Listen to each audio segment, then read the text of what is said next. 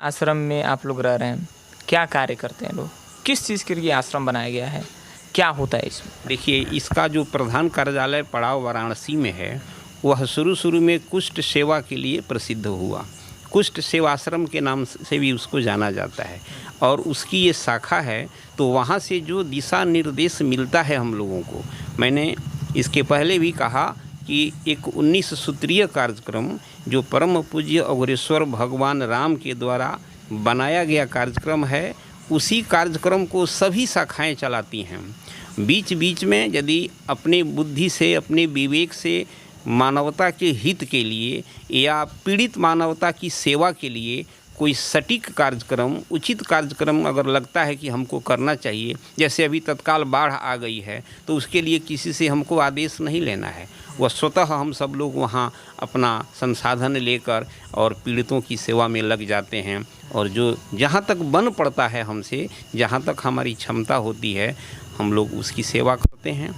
लेकिन मुख्यतः हम लोग पड़ाव से ही संचालित होते हैं, पड़ाव के निर्देश पर ही चलते हैं और जैसा बताया जाता है वैसा कार्यक्रम यहाँ पर करते हैं।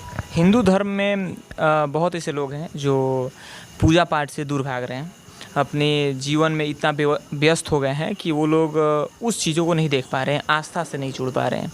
तो शायद मैं जहाँ तक सुना हूँ, जो चीज़ों को समझा हूँ, जैसे मैं इंट्रो में कहा कि जैसे मैं एंट्री किया तो मुझे एक यहाँ पे एनर्जी महसूस हुआ, एक ताकत महसूस हुआ। आप लोग यहाँ पे दिन भर रहते हैं, बहुत सारी चीज़ें आप लोगों को महसूस होती होंगी, तो अध्यात्म पे आप क्या कहना चाहेंगे? देखिए, जैसा कि आपने पूछा कि हिंदू पूजा पाठ से दूर भाग रहे हैं, बात सही है। आज के समय में भौतिक स्तर पर हम लोग बहुत आगे बढ़ गए हैं, लेकिन आध्यात्मिक स्तर पर हम लोग नीचे चले गए हैं। हमारी भौतिकवादी विचारधारा जो है वो हमको व्यापार बुद्धि से परिपूरित कर दी है। व्यापार बुद्धि मीन्स हम क्या दिए तो हमको क्या मिला।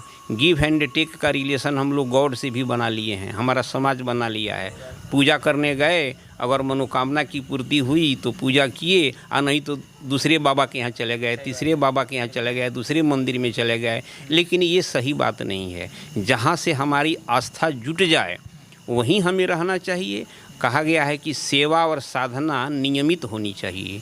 तो नियमित जब हम सेवा करेंगे तो एक ही जगह से हमको जुड़ना पड़ेगा, हमको कई जगहों पे जाने की ज़रूरत नहीं है।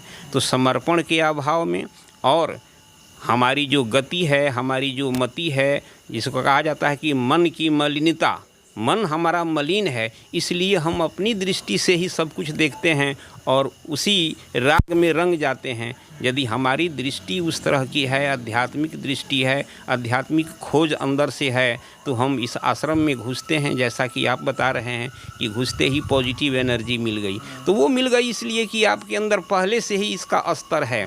वो स्तर चाहे नीचे का हो चाहे ऊपर का हो। अब रहा कि उसका विकास, तो यहाँ के अभ्यास से, यहाँ के पूजा पाठ से, साधना से, गुरु के द्वारा बताए हुए रास्ते पर चलने से, उनकी निर्देशन में रहने से आध्यात्मिक प्रतिभा का विकास होता जाता है और हम पराकाष्ठा को प्राप्त करते हैं। आजकल जैसे गुरु की बात कर रहे हैं तो बहुत सारा संस्था चलता है जहाँ पे स्कूलिंग कराई जा रही है, पढ़ाई करवाया जा रहा है। जैसे कहीं इंग्लिश का कोचिंग चल रहा है, कहीं मैथ का कोचिंग चल रहा है, कहीं हिंदी का कोचिंग चल रहा है। वहाँ के जो शिक्षक हैं उनकी भी बातें आजकल के युवा जो हैं नहीं मान रहे हैं। ना मानते हुए वो लोग अपने लाइफ में कुछ अभद्र चीज़ें कर रहे हैं, बहुत सारी चीज़ें कर रहे हैं जिसको मैं यहाँ पे कहना उचित नहीं है। वहाँ पे वो एक गुरु का बात नहीं मान रहे हैं इस युग में, और आप इसी युग में कह रहे हैं कि हम लोग आपके जो गुरु हैं उनकी बातों को आप लोग मानते हैं, उनके सिद्धांतों पे आप लोग चलते हैं। तो कैसे इस चीज़ को आप लोग करते हैं? अब देखिए, अब स्कूल में, कॉलेज में जो पढ़ाते हैं उनको गुरु नहीं कहा जाता है। वास्तविक रूप में यह बात है कि उनको शिक्षक कहा जाता है। जैसे एक व्यक्ति गुरु किसे कहते रहे हैं, गुरु वह होता है जो हमारे अज्ञान रूपी अंधकार को दूर करे। जैसे शिक्षक बता देगा कि आपको यहाँ से पटना जाना है, बस पकड़ लिए चले जाइए, ये शिक्षक बताएगा। लेकिन गुरु हमें यह बताता है कि बस में बैठोगे कैसे, बस में पॉकेटमार भी होते हैं, रास्ते में कठिनाइयाँ भी आती हैं, उनका समाधान कैसे करोगे। तो ये गुरु हमारे अंतःकरण को साफ करता है।